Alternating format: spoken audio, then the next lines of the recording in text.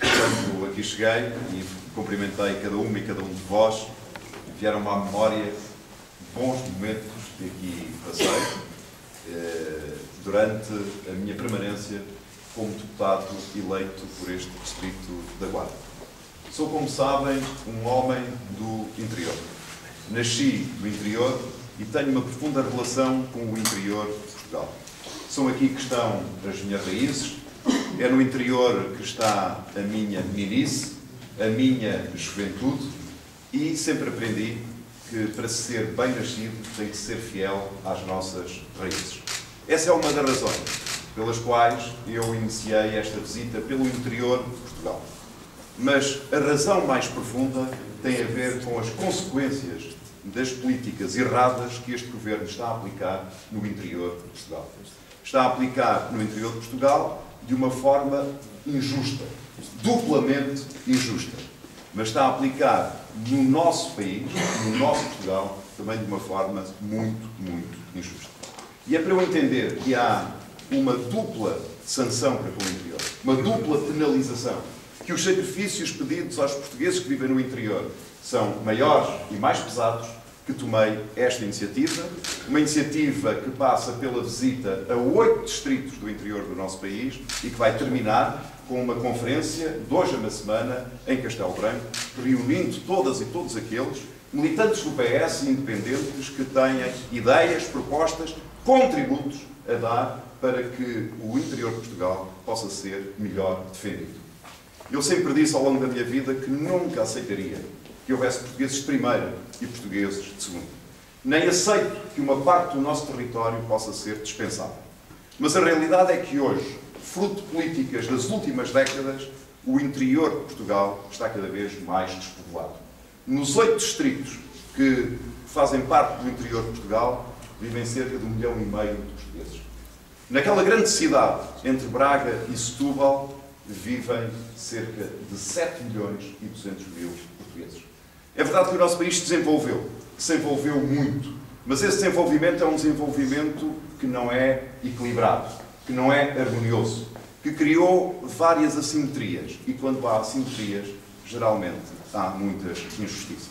E isso hoje acontece. Porque se nós verificarmos, entre estes últimos 2 censos, percebemos que na esmagadora maioria dos concelhos do interior tem vindo a perder-se população.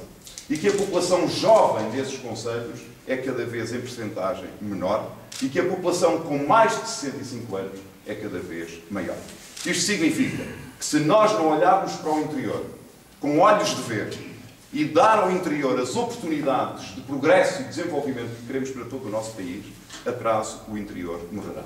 E eu não aceito que o interior do nosso país venha a morrer.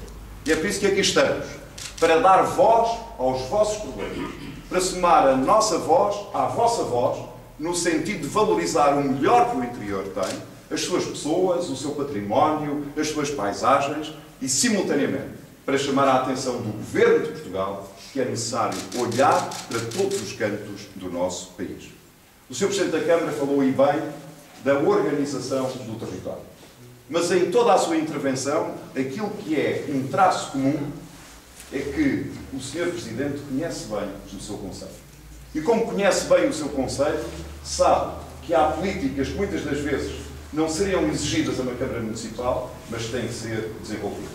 E têm que ser desenvolvidas porque há cada vez mais portugueses que estão isolados do convívio com outras pessoas, muitas das vezes motivados pela sua idade, mas também isolados porque o Estado, de alguma forma, tem vindo a encerrar serviços, tem vindo a extinguir serviços, e isso faz com que as pessoas fiquem mais distantes de beneficiar dos serviços públicos.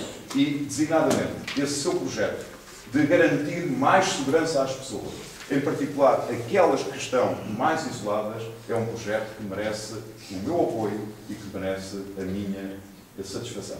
E porquê? Porque, na maior parte das freguesias do interior de Portugal, como eu disse aqui em Ceia, se não me falhar a memória, no início de outubro, significa que essas pessoas, a pouco e pouco, foram assistindo à perda de serviços. Foi o posto da GNR, foi a escola primária, foi a extensão de saúde e agora até querem extinguir muitas dessas freguesias. O que significa que, de alguma forma, o Estado foi abandonando essas pessoas.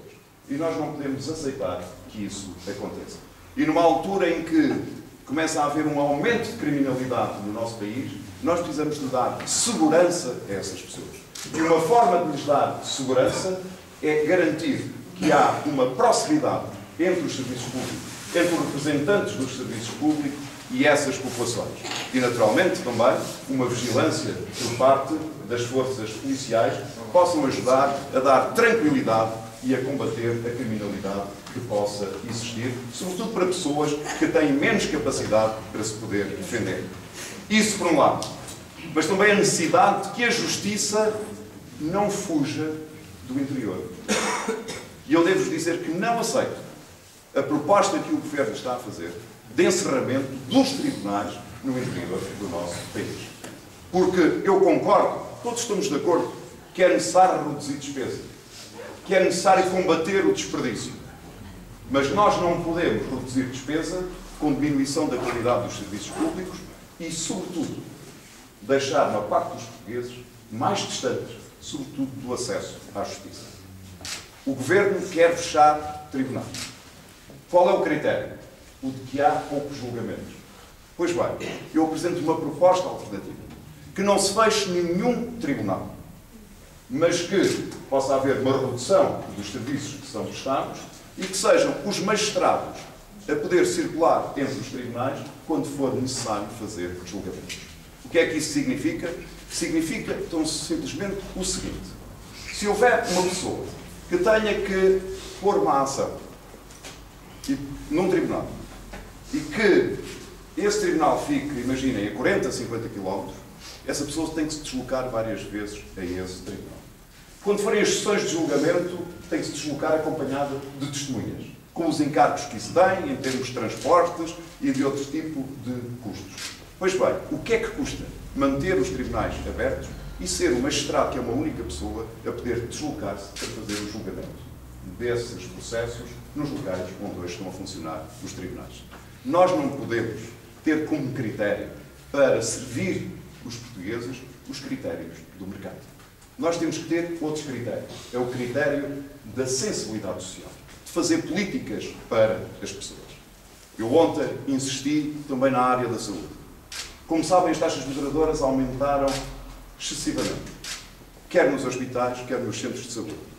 Mas faz toda a diferença dirigirmos a um hospital quando vivemos num grande centro, em que há transportes públicos, em que há grande mobilidade, do que dirigirmos a unidades de saúde no interior, onde os serviços públicos e os transportes públicos, também foram diminuídos. O que significa que, em muitos casos, em milhares e milhares de casos no interior, uma pessoa para se deslocar a um hospital paga mais de transportes do que paga pela taxa moderadora, que já ela mesma é elevada.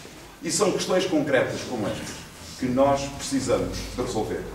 Nós não podemos nem devemos abandonar as pessoas. O Sr. Presidente da Câmara também se referiu, no início da sua intervenção, e por aí quero terminar, à nossa Serra da Estrela. A Serra da Estrela é um símbolo desta região que une, mas também é um símbolo do nosso país e um símbolo de Portugal. E todos nós sabemos que o interior precisa de todos os recursos para valorizar o melhor que tem. E a Serra da Estrela é um recurso essencial para atrair turismo, para dinamizar a economia, para funcionar como âncora para a criação de emprego e para a criação de condições para o desenvolvimento económico da região. Eu não compreendo como é que o Governo quer acabar com a região de turismo da Serra da Estrela. Não compreendo. E aqui está uma machadada forte também naquilo que são as aspirações das gentes do interior de Portugal. Sr. Presidente, minhas queridas e meus queridos amigos, este é o meu segundo dia de visita pelo interior do nosso país. Eu sei que em Portugal estas visitas estão muito associadas a campanhas eleitorais. Ora, as campanhas eleitorais ainda vêm longe. Isto mostra bem a singularidade desta iniciativa, do nosso propósito.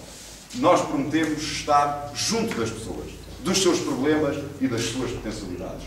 O interior tem muitos problemas, mas também tem muitas potencialidades. A começar pelas pessoas, pela vossa energia, pela vossa inteligência, pela vossa capacidade e pelas vossas condições de trabalho. têm aqui um amigo e, sobretudo, têm um político comprometido com o desenvolvimento e ajudar a dar voz aos vossos problemas e a encontrar as melhores soluções para os poderes. Muito obrigado pela vossa atenção.